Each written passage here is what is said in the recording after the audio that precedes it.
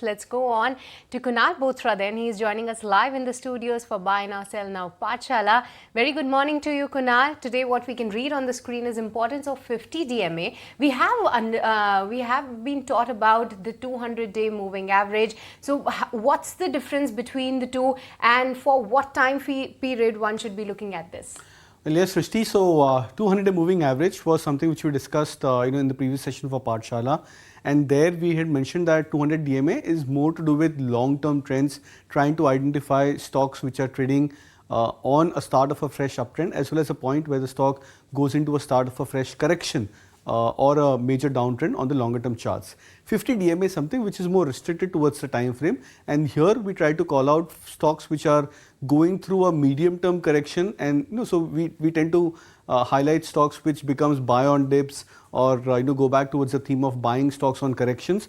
50 DMA is a classical indicator or a moving average which helps us to do that.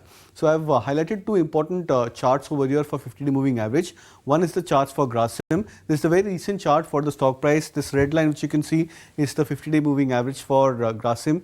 And again, a point where when the stock breaks below this 50-day moving average, you see that there's been minor rallies towards the stock trying to come back to the 50-day moving average, but it acts as a resistance. On the way up, which means on a start of an uptrend, whenever the stock goes into a correction, 50 DMA somehow has been acting as a major support.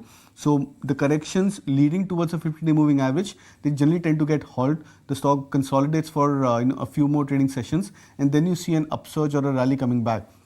So this is the classical case which has happened for Grasim over the last many months, where the stock comes closer to this 50-day moving average, maybe a couple of days of close just around the 50-day moving average, and then the stock sees a bounce. We've seen a very similar kind of a price action so far over the last 1 week for Grasim, and the stock has come back again to that 50-day moving average. So which means that an idealistic behavior which is being repeated over here is that the stock tries to go into an uptrend, gets into a correction, those minor corrections halt at the 50-day moving average. I've taken one more example, and a stock which has been in the thick of news flow, which was M&M. And as you can see that the stock, post in fact in the last 3 or 4 months had rallied up, broken past above 50-day moving average, started a medium-term uptrend. There was this recent news flow for M&M, and the stock had opened with a gap down. Again, that gap down or that selling pressure halted closer to this 50-day moving average.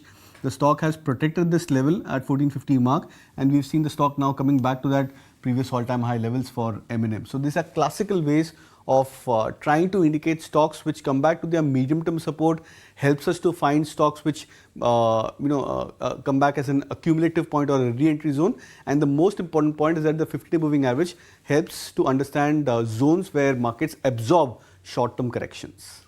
All right, so that's the importance of 50 DMA. Thank you so much for that, Kunal, and that's something new that you learned in today's edition of Pathshala.